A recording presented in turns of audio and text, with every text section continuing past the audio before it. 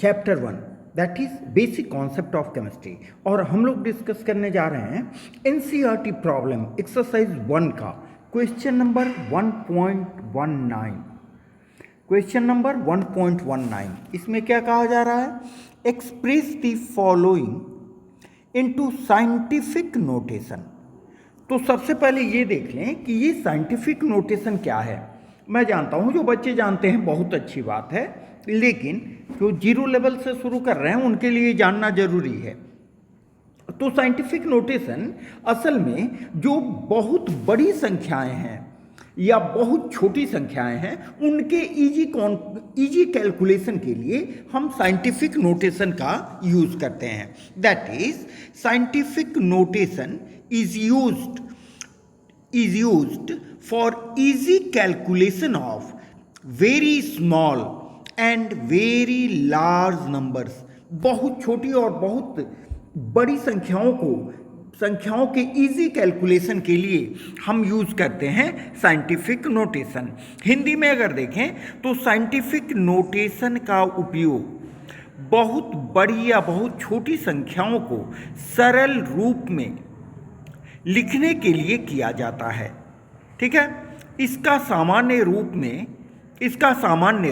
क्या होता है? इसका सामान्य रूप होता है, देखिए यहाँ हमने लिखा है साइंटिफिक नोटेशन का जनरल फॉर्म होता है n into 10 to the power small m, n capital N गुने 10 की पावर स्मॉल n, जहाँ कैपिटल N का वैल्यू होता है 1 और 10 के बीच में, जबकि स्मॉल n का वैल्यू होता है पॉजिटिव या निगेटिव इंटीजर।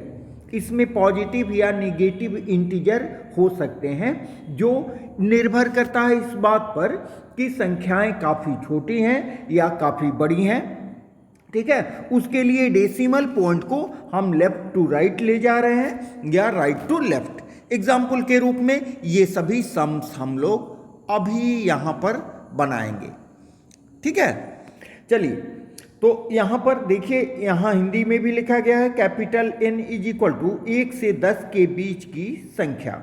इसका मतलब कि कैपिटल N, ये देख रहे हो ना आप नीचे, कैपिटल N बड़ा होगा 1 से या बराबर होगा 1 के या छोटा होगा 10 के। ये देखिए यहाँ हमने लिख दिया है। और स्मॉल n कोई भी पूर्णांक संख्या हो सकती है, जो पॉजिटिव या नेगेटिव इंटीजर भी हो सकता है। ठीक है, आइए अब देखते हैं इस दिए गए सवाल को। यहाँ पर है 0.0048, काफ़ी छोटी संख्या है, तो इसको इस साइंटिफिक नोटेशन के जनरल रिप्रेजेंटेशन के मुताबिक इस डेसिमल को हम 4 के बाद रखेंगे। तो कितना डिजिट हम लेफ्ट टू राइट जा रहे हैं? 1 2 3। तो जब भी हम लेफ्ट टू राइट जाएं, यहां से लेफ्ट टू राइट जाएं, ठीक है, तो n का वैल्यू निगेटिव होता है। लेफ्ट टू राइट जाने पर स्मॉल n का वैल्यू निगेटिव होता है। और देखिए कैपिटल N को हमने क्या बना लिया? 4, जो 1 और 10 के बीच में है। तो हमारा आंसर क्या हो जाएगा? जब ये डेसिमल 4 के बाद आएगा तो आंसर हो जाएगा 4.8 इंटू 10 टू द पावर -3। यहाँ स्मॉल n का वैल्यू देखिए -3 है। अब आए दूसरे सवाल पर। यहाँ पर है एक बड़ी संख्या 234 के बाद 3 जीरो दिया गया है। तो हम क्या करेंगे? अब डेसिमल को आप फिर लाओ एक अंक के बाद, एक अंक मीन्स 2 के बाद हमने लाया। तो इसमें हम क्या कर रहे हैं? राइट से लेफ्ट जा रहे हैं, राइट टू लेफ्ट जा रहे हैं। ठीक है, तो इसमें स्मॉल n का वैल्यू देखिए यहाँ पर पॉजिटिव होता है। जब हम राइट से लेफ्ट जा रहे होते हैं, राइट से लेफ्ट जा रहे होते हैं तो स्मॉल एन का वैल्यू पॉजिटिव होता है। कितना डिजिट राइट से लेफ्ट गए? 1 2 3 4 5 डिजिट, इसीलिए स्मॉल एन का वैल्यू हो गया +5 और कैपिटल एन आपका हो गया 2, जो 1 से 10 के बीच में है। ठीक है, अब इस तीसरे सवाल को देखें, 800 है। इसके लिए हम क्या करेंगे कि 800 के बाद हम डेसिमल यहां सपोज कर लेंगे, मान लेंगे। तो फिर हम क्या गए, हम जा रहे हैं राइट से लेफ्ट, राइट से लेफ्ट। कितना डिजिट? 2 डिजिट। तो राइट से लेफ्ट जाते हैं तो क्या होता है, स्मॉल एन का वैल्यू पॉजिटिव होता है। ठीक है, और कैपिटल एन हमारा क्या हो गया? 8। ठीक है, तो हमारा आंसर हो जाएगा 8.00 इंटू 10⁻²। ठीक है, क्योंकि स्मॉल एन का वैल्यू है +2। ऊपर वाले में देख लें, यहां पर हम डेसिमल को 2 के बाद रखने पर हमारा क्या आ जाएगा, आंसर क्या आ जाएगा? 2.34 इंटू 10⁻5। ठीक है, अब आते हैं यहाँ 4 में। 4 भी 3 की तरह ही है। यहाँ देखिए, लेफ्ट टू राइट हम डेसिमल को ले जा रहे हैं, लेफ्ट टू राइट ले जा रहे हैं, 2 डिजिट ले जा रहे हैं। तो स्मॉल एन का वैल्यू क्या हो गया बच्चा लोग?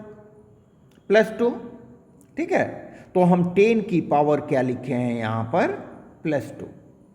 10 की पावर +2 हमने लिखा, और ये हो गया, चूंकि कैपिटल एन हो गया आपका अभी 5, तो ये हो गया 5.00 इंटू 10⁻²। ठीक है, अब क्वेश्चन नंबर 5 में देखें, 6.0019, 6.0019। इसमें तो 6 के बाद हमारा डेसिमल है, तो इसमें कोई चेंज नहीं करेंगे, कोई चेंज नहीं करेंगे, और क्या करेंगे? 10 की पावर 0 देंगे। दैट मीन्स n का वैल्यू हमने क्या लिया? 0। तो n का वैल्यू 0 लेने से ये टोटल वैल्यू क्या हो जाएगा हमारा?